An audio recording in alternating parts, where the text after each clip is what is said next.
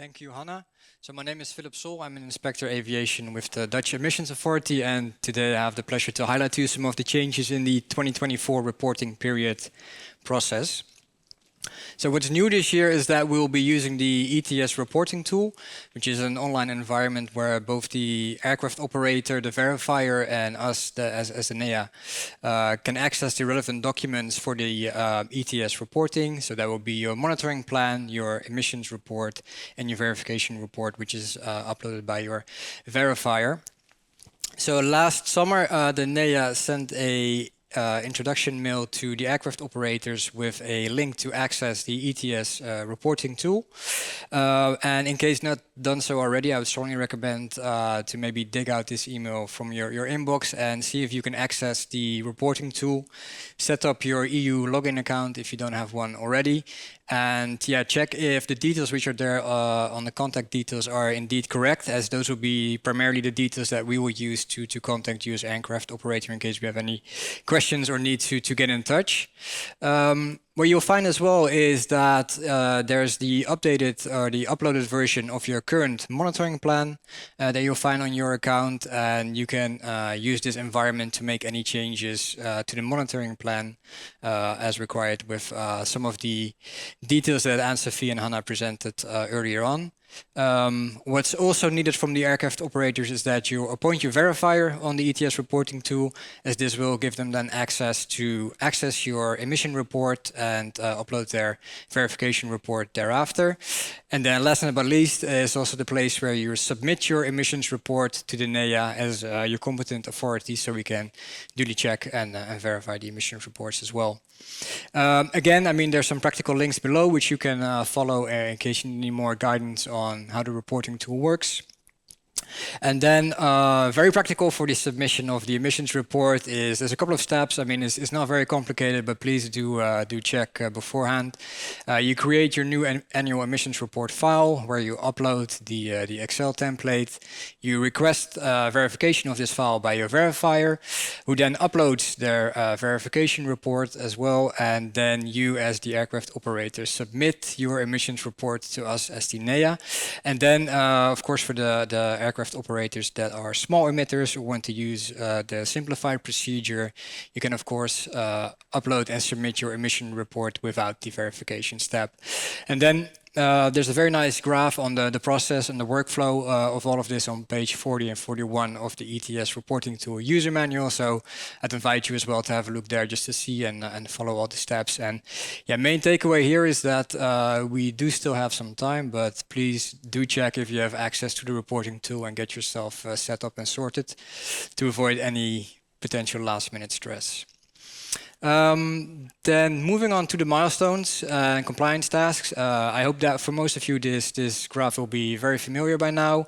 We have the March 31st date to submit your verified emissions report to us. Then by June, you'll receive your allocated emissions for the period 2024. And by September 30th, we require you to surrender these allowances in the registry with the NEA. And then repetition is key, I guess. So yeah, new monitoring plan templates, as soon as they will be available, we'll share them with you as soon as possible. And yeah, on the bottom right, just to highlight again that there's for the first time this year, two different work streams, if you will. There's the ETS report that needs to be submitted again by the ETS reporting tool. And then we have the refuel report that needs to be submitted through the EASA sustainability portal. So there's two different places where you need to submit either the emissions report or the refuel report. So please keep that in mind. And for both, as Hannah also reminded you, please check if you have access to the EASA sustainability portal. And if not, please do get in touch to get everything set up in a timely fashion. Then, last but not least, looking forward to 2025. In 2025, there will be the commencement of the monitoring obligation for non-CO2 effects in aviation. So by the end of November, which is this month, we hope that we'll be able to share with you the template for the monitoring plan for non-CO2 aviation's effects. And then we've set the deadline for the submission of the monitoring plan on the 12th of February 2025 to give you some time to get yourself familiarized with the new template and complete all the details to us. And then, as most of you will probably be aware, the Commission is working on a IT solution called the NEEDS tool that is used to track and collect data needed for the non-CO2 effects reporting. However, as it looks at the moment, the tool will not be available by the 1st of January 2025. So there will be an intermittent period by which you do have the obligation to monitor, but you won't be able to use the NEEDS tool for that purpose. So to help you with that, there's a couple of work sessions planned by the Euro Commission. The first one being on the 6th of December and the second is the 9th or the 12th. Please check the Commission website for the specific details. Keep yourself informed by subscribing to our newsletter if you haven't done so already and checking the Commission website. Let me see if there's any questions. Will verifiers be granted access to the EASA sustainability portal? Hannah, will we be able to assist with this question on the EASA sustainability portal? Yes, thank you very much, Philip. We have some additional questions that came in about refuel. We do have time for some more Q&A. So if you have more questions on anything that we presented today, please put them in the chat. But I will also get to some questions that I didn't get to in regards to refuel that came in.